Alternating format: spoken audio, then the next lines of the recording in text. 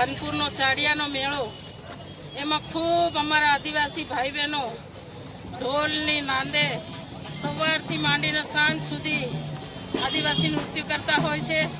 દર વર્ષે અમારા આદિવાસી લોકો ગમે તે ખૂણામાં પડેલા હોય, મજૂરી કરતા હોય, એ હોળીના દિવસે આવતા હોય ત્યારે આજે ખુશીનો દિવસ છે, ત્યારે એ લોકોને મળવા માટે અને એમની સાથે નાચ ગાન એટલે જે નૃત્ય કરવા માટે અમારા કોંગ્રેસ પક્ષના ઉમેદવાર ડૉક્ટર પ્રભાબેન તવેડ સાહેબ અને અમારા તમામ કાર્યકરો ભાઈઓ તથા બહેનો આજે એમની સાથે અમે લોકો ઝૂમ્યા છે.